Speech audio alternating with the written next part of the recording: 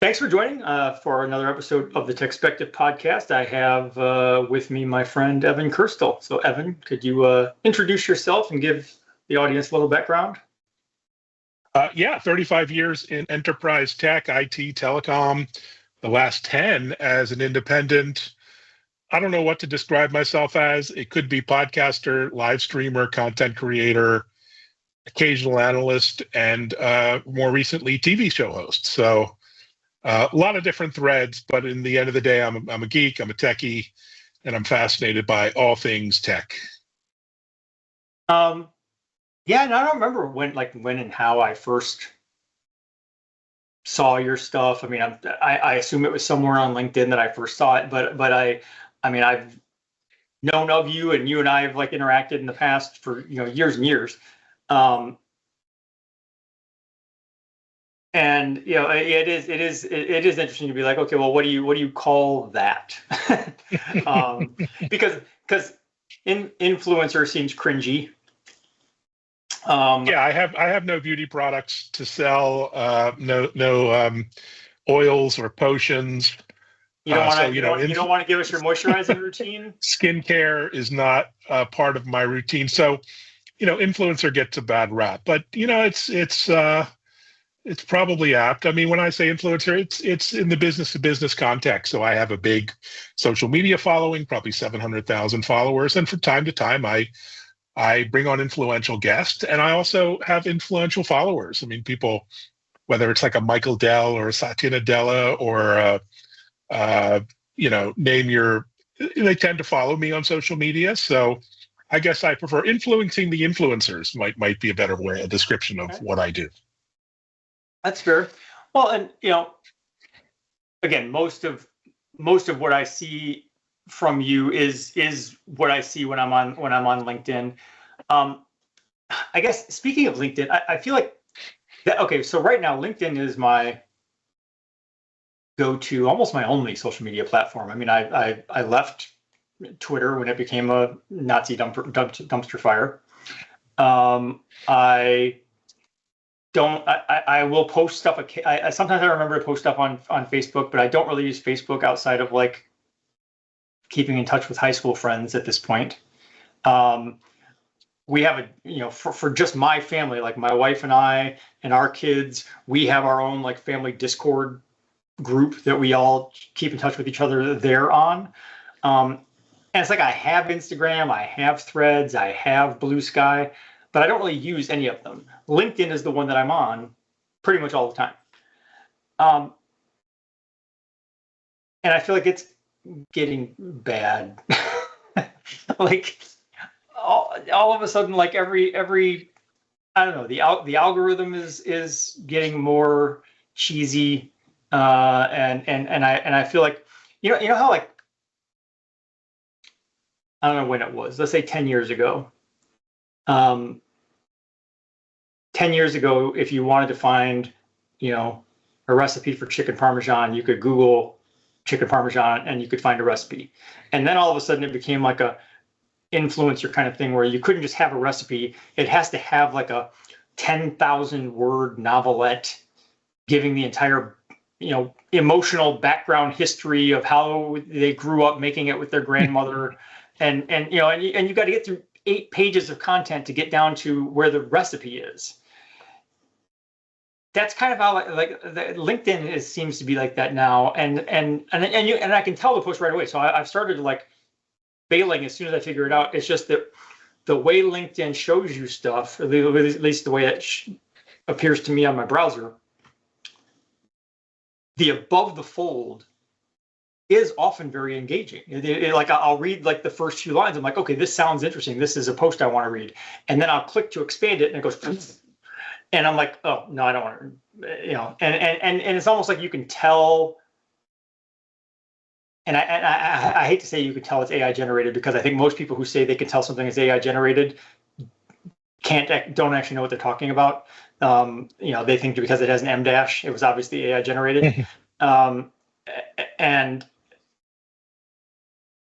that's not the case. But these they do seem AI generated because they are formulaic. Because they follow a kind of a standard format of like telling a story in like an emotional way kind of thing. And I'm like, all right, I'm here for information. I'm not here for sentimentality. And I mean, maybe that's just me. Yeah, I mean, the game is changing, the rules are changing, everything's changing. By some estimates, half of online written content now is either partially or wholly AI generated. So this is kind of the new world in which we live. Video content now with Sora and other platforms is increasingly AI generated. So the question is, how do you navigate this new world? And the reality is, conversations like this are the last bastion of reality, face-to-face live video chats, and even, of course, audio podcasting. But otherwise, it's sort of like buyer beware. And look, I try not to rage against the machine and just accept the way these things are. Everything is algorithmic driven. It's no longer your followers are no longer your friends. They're no longer people who will even see your content, right? Because that's algorithmically generated.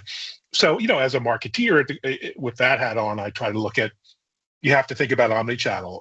Even every platform, including niche platforms, Quora and subreddits and Nextdoor, is the new battleground. And the big tech platforms will increasingly be AI content and AI algorithmically driven. And as a marketeer or a content creator, it's just a matter of, okay, how do I navigate this new reality? What are the best hacks, tricks, techniques, best practices to play in this domain? And on one hand, get attention, because we're all in the tech or business, we're all trying to get that attention. But on the other hand, deliver, I think, what you like to do, which is great, real, high quality content for the consumers, whether it's written word or spoken word or video word like we're doing now. So this is the world, and I, kind of just try to accept it. Well, and I think, I think it's pretty well established now. Every third post is now talking about, GEO versus SEO, and the zero click search and stuff. So it's like, it wasn't that long ago that the goal was to be on page one of a Google search results, so that you could be in those top, 6, 7 clicks. But now that, when you Google something, Google's just giving you its AI summary at the top. It's like, okay, well, I don't need to click anything. You already gave me the answer. How do you feel like how does that change the game? Let me just stop there. How do you think that changes things from the perspective of creating content? Well, the old joke is, it's not what you know or who you know, it's who knows you. And now it's, what LLMs know you. So it's really important to get your voice, your content, your stories, your tone, your videos, your podcasts into the LLMs, into the Google machine, into the Chat GPTs. And that's part of this whole challenge, so that you're represented when someone asks that one question on Chat GPT. Your content, your product, service, your point of view, thought leadership rises to the top. And on one hand, that means being more genuine, having not just AI generated slop, but actual high quality content that's cited and will get recognized. So this conversation, for example, is a podcast. It'll go on iTunes and Spotify and YouTube podcasts and Amazon and about 20 other players. It will go on, YouTube short form and shorts. It'll go long form. It'll go on LinkedIn. It'll go on X. It'll go on Instagram. And in that process, these LLMs will suck that up into the machine and assume it's sourced, it's rated, it's reviewed. It has the right mix of keywords and informational content. It will get presented in a positive way over time. So the old days of just putting out slop and the SEO tricks and hacks, techniques do the work by writing and rewriting and rewriting and writing again the same blog, basically. Those days are increasingly over. So what is the key? It's more conversations like this. It's higher quality content. It's having your content on reputable third-party sites and news sources, and getting reviews, whether it's Reddit upvotes or actual real comments, and likes and shares. That's the new game, for better and worse. Well, I also kind of wonder. I'm assuming someone is also asked this question and is doing the research, but like, if you're at Google, what's the impact on your ad revenue? Like, why as a company, why would I continue to, like, how would you generate, per click ad revenue if you're giving an AI generated answer at the top that makes it so that nobody wants to click through to my site? So I would think they're kind of cannibalizing themselves, and I'm not sure how they monetize the AI side of that. So previously I would have my Google results. So I would see, okay, here's the top 10. I might click on the first 3 or 4 and go do some research and figure out, which one has the information that I'm looking for.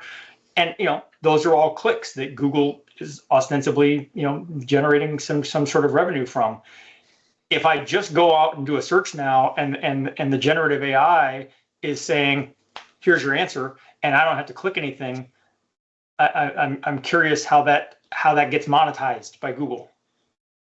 Yeah, they'll have a problem. I mean, we haven't seen it manifest too much yet, but sort of the writing is the wall as alternative search engines come to the fore. Perplexity or ChatGPT are pretty basic search engines, but they're only going to get better. But I think you have to think more widely about search too. I mean, search can be on a Google subreddit looking for interesting topics around cybersecurity, and looking for content, surveys, results there. It could be on LinkedIn. All the platforms, X, Facebook, they all have search functions, right? So when you say search, it's not as one-dimensional, I think, as it used to be. So getting your content into every nook and cranny of the web. I search for podcasts all day, interesting podcasts on iTunes.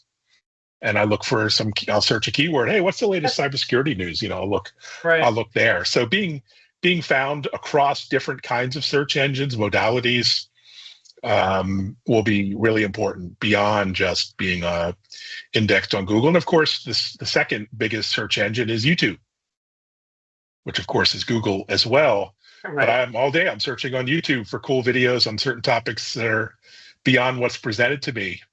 And so being linked or found through those search modalities will be really important, is important too. Yeah. Well, and as you were talking, I was thinking it does kind of come down to, like, what are you searching for? And how are you searching it? Because if I just ask, what's the capital of North Dakota, and the AI gives me an answer, there's no reason for me to click. Like, I have the answer, I'm done. But if I'm asking, what are the top 10, coolest, cybersecurity podcasts or whatever, okay, well, now there's a reason for me to go into the results and to be like, okay, well, what, and go listen to them and figure that out. So it does come down to, like, well, are you asking a very cut and dry sort of binary question, or is your query something else that kind of leads you down a path that would have you, clicking on things? Yeah, and I think the LLMs are beasts in sucking up all that juicy data. They need more data. They need more voices, written content. They need spoken words. And so the more content you put out, the more results you'll get. I mean, I probably get 10 requests to be on the podcast these days per day, just because I've been podcasting day to day consistently for, multiple years now. You will be found. And so in my case, it means I get requests to be on the podcast. In other case, it could be requests for product demos, but it requires much more reach and scale. I mean, doing a podcast like I used to do once a month, twice a month, because everything was hand edited. It was very expensive. It cost like a couple of $300 to have a professional editor come in. And the tools have meant that I can do a daily podcast. I do a daily podcast, a daily live stream. And all of the automation and editing and distribution and cleanup in the back end is automatic. So I can just turn on the the camera and mic and go. Companies are going to have to put out a lot more high quality content. I think that's the net. A once a month podcast is lost in the noise. A blog once a month, even once a week, is lost in the noise. They're going to have to really 10x their flywheel of content production, in my opinion. That it's funny because I have not religiously listened to Gary Vaynerchuk like I did once upon a time, but I would basically, everything you just said, I'm like, yeah, he was saying that 6 years ago. He was saying that. And I read all his books. Like, he's the master. He's been proven right as far as social marketing, digital marketing, and I sort of listen to every podcast he puts out. But I think there is unique aspects of B2B that he doesn't quite get. He's not a real B2B guy. And so, I think it has to be a certain serious-minded discussions as well. And the speakers matter, the context matters, as well as just content, and putting out, X number of videos. So in our industry, it's important, the quality of the conversations, the quality of the backgrounds, the bios, the publications, they matter a lot, as well as other factors that don't really play into B2C kind of topics. Yeah. Well, I know that, I think when I got kind of turned off and quit listening as much, I mean, I still follow him and I still see stuff every once in a while. I've read most of his books. I have his most recent one on my shelf. I haven't opened it yet. But what kind of turned me off is when he got into so heavy into the NFTs. And I was like, yeah, I'm just not sold on the NFTs. I'm sorry. Yeah, I mean, he took a big turn, and the cartoon animals but look, that's his authentic self. That's his hobby. He still likes the Jets. I mean, what are you going to do? So he is himself, and I think that's incredibly important. But I think in our domain, the sort of riches, if you will, are in the niches. So talking about general marketing topics is like talking about general cybersecurity topics. That's not going to move the needle. So you really need to kind of be specific and niche and have a lot of deep domain knowledge. So when I invite someone on to my show, I really, it's because they have some really deep, unique knowledge that they built over 20 years in the industry, or 10, or whatever it is. And that kind of content is gold, because that what attracts, real eyeballs and differentiates you from just another podcast about security or another podcast about marketing that you've heard, 100 times. So I think that's what's different. And whenever I have access to an expert or a thought leader, I'm like, wow, I got to have that person on. That's okay. So that's a good little offshoot in this conversation. What qualifies as thought leadership? Because and this is a good time of year to even address this question, because we're in it's November, we're at the end of the year, which means predictions. So now all of a sudden, my inbox every day, I'm getting companies with here's our predictions for 2026. And when I look at those, a lot of times I'm like, okay, but I want to see an actual prediction. Like, you telling me that there will still be ransomware in 2026. It's not a prediction. It's a foregone conclusion. Like, my grandmother knows that. So it's like, I need, and so whether it's you talking to someone on your podcast, or someone creating thought leadership, it's like, just saying what everyone else is saying isn't thought leadership. And that I think you need to say something unique. You need to say something bold. You need to take a stance. And I think, to your point, if I'm following the whole GEO aspects of things, that should make a difference. Like, if you're just one voice in 1,000 voices saying the same thing about cybersecurity, why should the LLM prioritize you? But if you're the one person who said, oh, but this, well, so okay, well, now that's a unique thing, and that seems worth flagging. Yeah, that, and are you a practitioner? Or do you just read the headlines of the Wall Street Journal and talk about those? I mean, are you a CISO, a CISO, a CSO, a CIA? Have you been at the front lines of this battle? For how long? Doing what? Do you have certain credentials, not just degrees, but qualifications? Have you been in the battle? And so, that for me, that means thought leadership. It's not just a title, a name at a company. It's your, hands-on practical experience steeped in the topic for a long amount of time. The 10,000 hours thing by Gladwell. It's, for me, that's what makes a thought leader, and those are the kind of people I really enjoy learning from. A lot of this, a lot of everything we're talking about kind of comes down to algorithms and the way the algorithms, control, what you see in the first place and what's the response when you, pose a query. And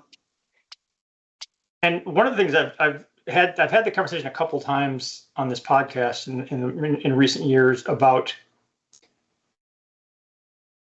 the challenge that poses, because even though there's the, Senator Moynihan quote of, you're entitled to your opinions, but you're not entitled to your own facts. That becomes harder when, okay, but your reality is kind of dictated by your algorithm.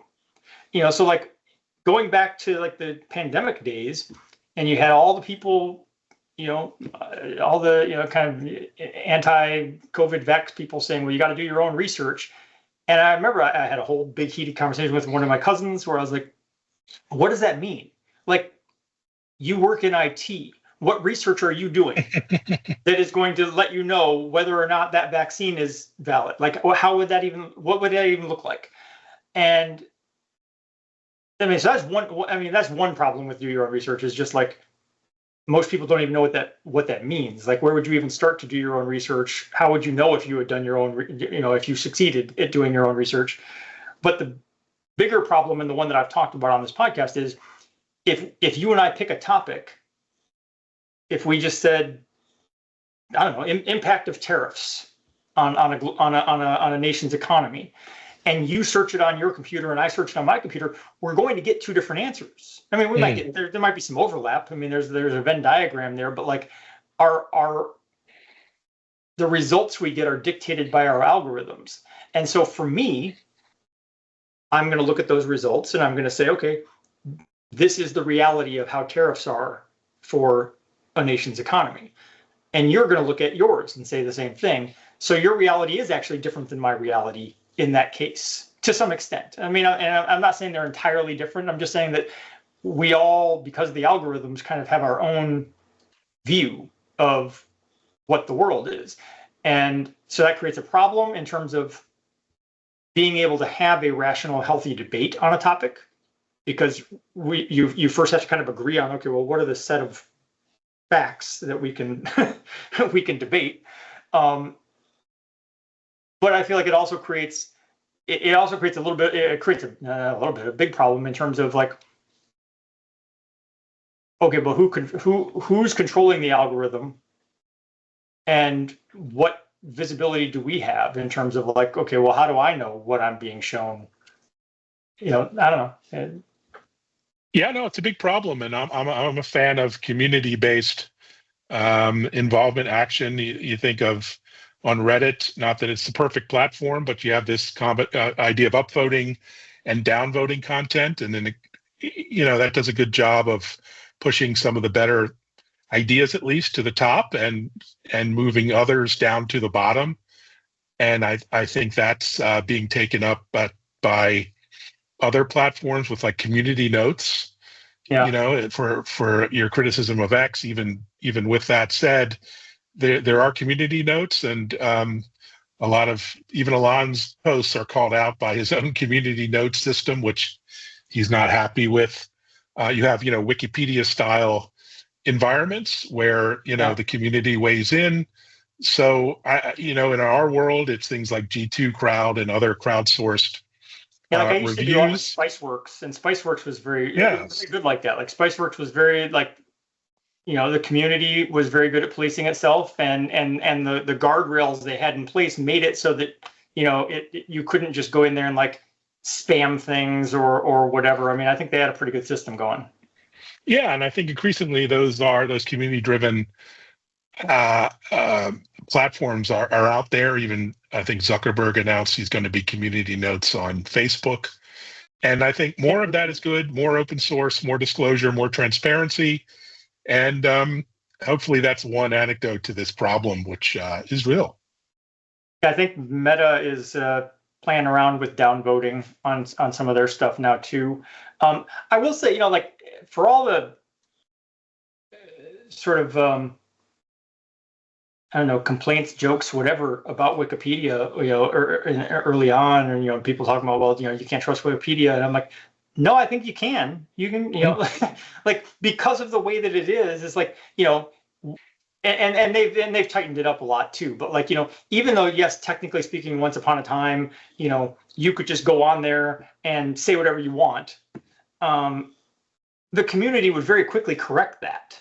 So it wasn't, even though it might have been problematic that someone could add entries to Wikipedia that weren't true, they generally didn't last long because the community would chime in and say and fix it. And I think in general, it's a valid source of information. Yeah, I know that, I just like for a long time, like like colleges and stuff would be like, well, you can't cite Wikipedia as a source. I'm like, why? Yeah, we're trying to get the perfect versus the enemy, the good kind of thing. We don't live in utopia. There's no perfection. So it's just a matter of how good can we get using the reality of the tools and the humanity and psychology that exists out there today.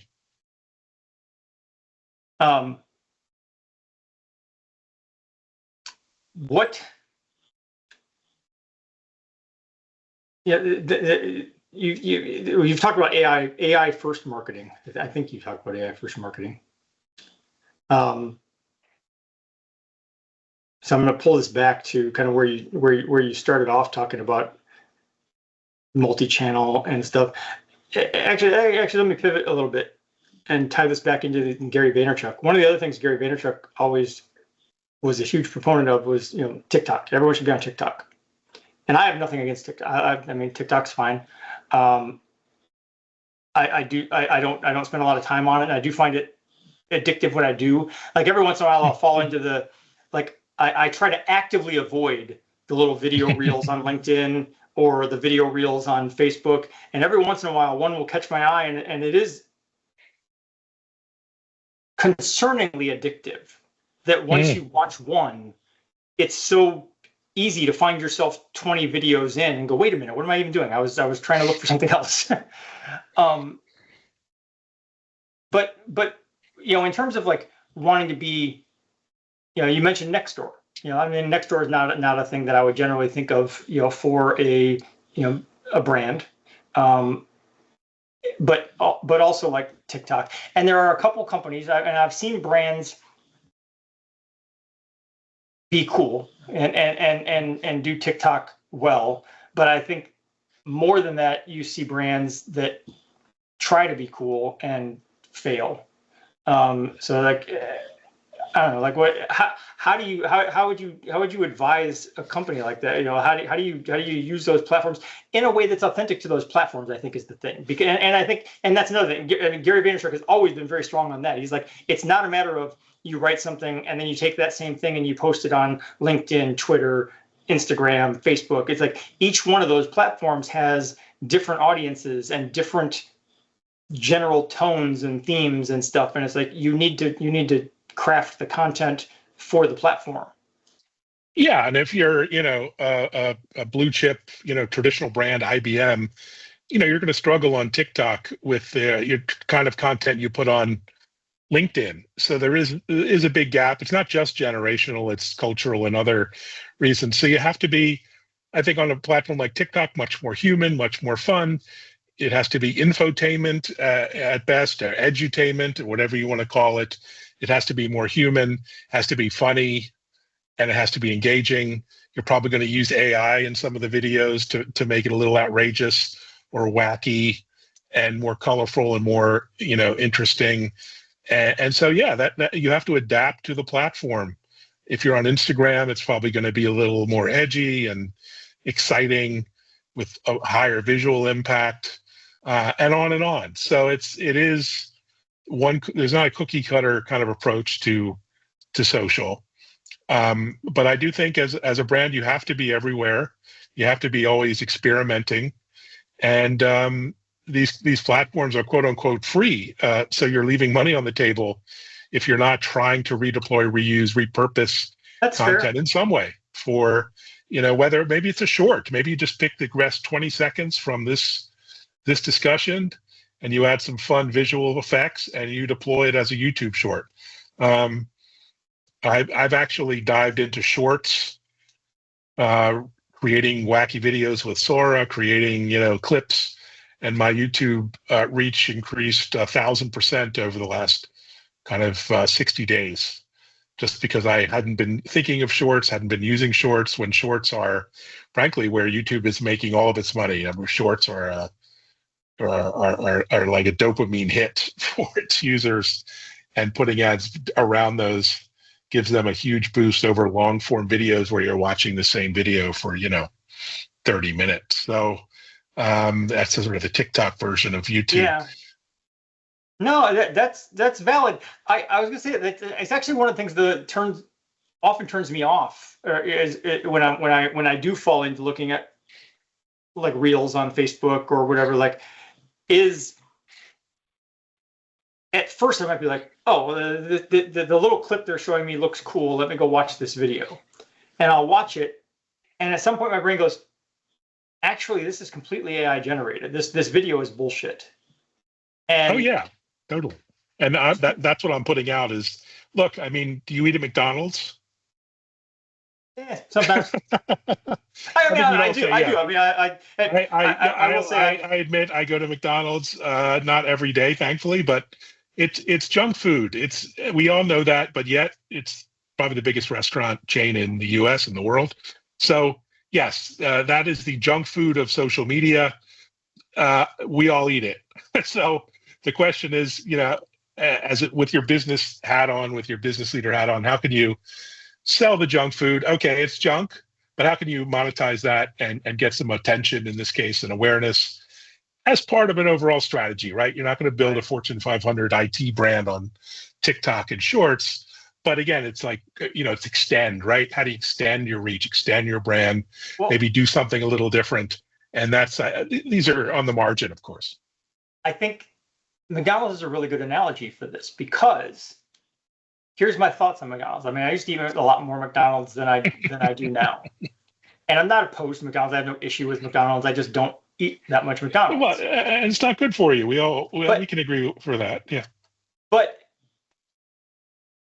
every once in a while, especially the fries, you smell the fries. You're like, all right, I'm hooked. I'm in.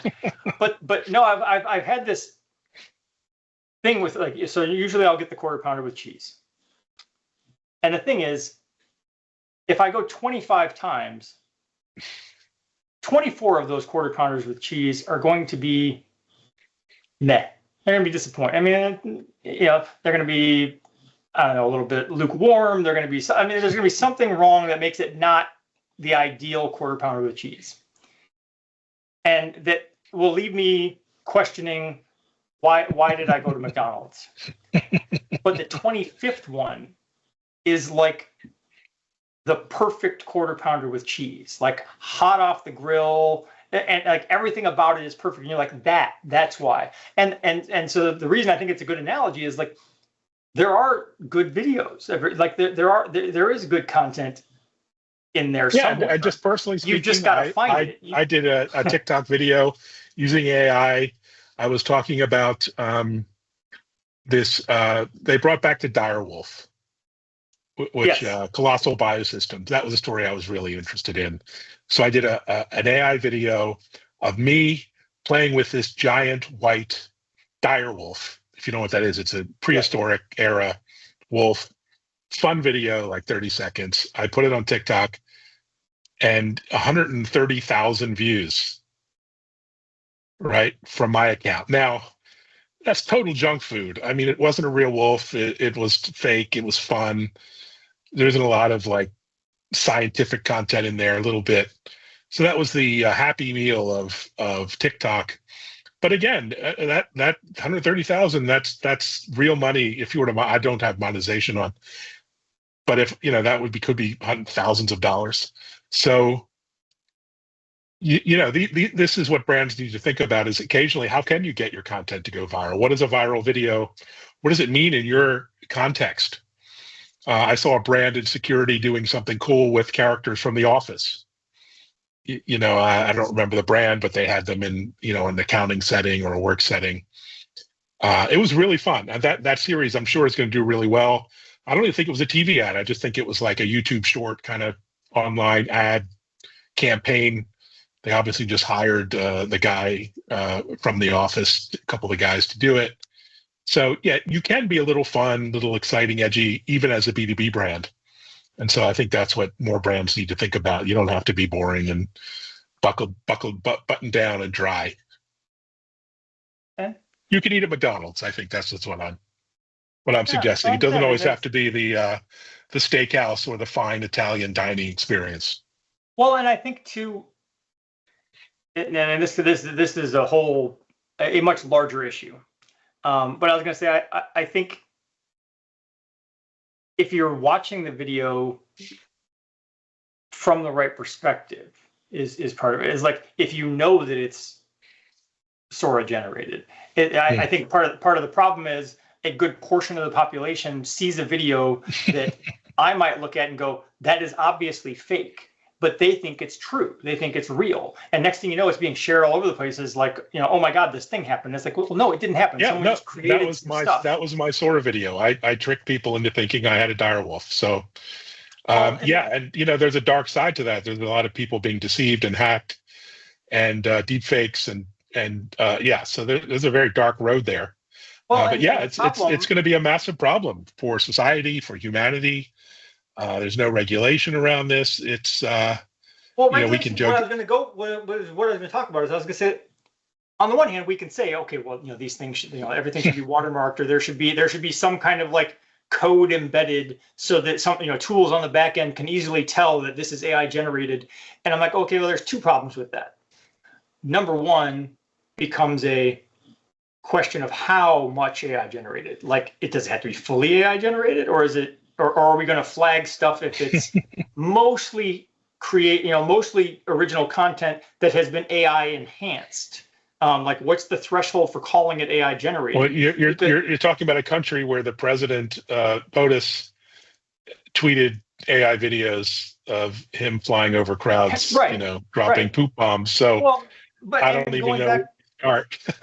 and like when it comes to content creation, like written content, it's one thing if someone goes to ChatGPT and says, write me an article, blah blah blah, and they just copy and paste the whole thing from ChatGPT, and we can say, okay, yes, that was definitely AI generated content, absolutely. But what if I write a whole big long thing, but then I'm using Grammarly, and Grammarly is going through and fixing things. Okay, it's like, well, I'm using AI, and AI is making changes to the content, but it was still my content. I'm just fixing it with AI. I'm using tools on the content. I'm not generating the content with the tools. And so again, there's that threshold. But the other issue with regulation for me, and I've said this a long time for when it comes to cybersecurity, is laws only work for law-abiding people. So if I create a law that says you must flag your AI generated content if it crosses this threshold, there must be a watermark, there must be something that says, hey, this is AI generated. Okay, great. Everyone who follows rules will do that. The people who are trying to deep fake you and scam you will not do that. So your regulation is sort of irrelevant. Yeah, and there's a whole gray area. Look, I created 2 AI videos of me, my face, my likeness, my voice, and I use them in 2 posts, different clients, blue chip names, I won't mention them. And they weren't happy. They asked me to take them down, not because it was anything controversial. They're like, no, we don't want our influencers or creators using any AI at the moment. So only. It's like, okay, I didn't know that, but that's fine. And so I think most brands are going to be very wary about using AI generated content and of any form. But I'm going to tell you, probably in 2 years, every brand is going to be screaming for people to use their brands, their products, their services in your AI generated content, right? They're going to see they want the Dr. Pepper to be in every AI generated video that people make, or they want a Ford car to be in every video that someone makes about driving cars. So there's going to be a big change when it comes There's to a company that I talked advertising. to, and I do not remember the name of the company off the top of my head. Maybe I'll put it in the blog post that goes with this podcast. But there's a company that I talked to that their whole business model is inserting AI generated product placement in videos after the fact. Well, there you go. So like literally like you and I are doing this podcast and they might put a Dr. Pepper on that table behind you. That's awesome. That's awesomely evil. Yes. and it's just part of the video. It's just and actually you see a little bit of it and it's not the same thing really, but a little bit of it if you watch Major League Baseball. I mean, the World Series just got done, but they're now like superimposing logos like on the pitcher's mound. Right. Yeah, they do that in other sports. Of course, we've seen product placement everywhere on TV and movies, ads, of course. But this is just the next level. So what's old is new again. Yeah. Well, and to your point, like I think just like when Google first hit the scene, you had schools and companies saying, well, don't, that's cheating. You can't use Google. You need to like actually go to the library and look things up the old fashioned way. When, SaaS applications came along, companies are like, well, don't use those. And, there's always like when it was smartphones and the calculators. I remember when you couldn't bring a calculator into your math class. Right. A scientific calculator, that was cheating. And that was my lifetime. So yeah, exactly. These things are coming. But those sort of initial backlashes fade away. Like quickly everyone gets on board with the inevitability of it. I have most of my kids are very anti-AI on a number of different levels. It's funny. I think that whole generation. My son is a Gen Z in college, and he's the same way. Very anti-AI. There might be a backlash coming generationally speaking. I don't know what your son, but like my kids are anti-AI from the standpoint of the IP theft that created the AI in the first place. But also the climate impact. So they're like, all right, so basically you go ask ChatGPT to make you something, and it's basically just reconstituting stuff that it stole from someone else and using enough electricity and water to power a small village to do it. Yeah. So there is that, and but the thing is, I've told my kids, I'm like, listen, you're not wrong. I don't disagree with the points you're making. I'm just telling you the genie is out of the bottle.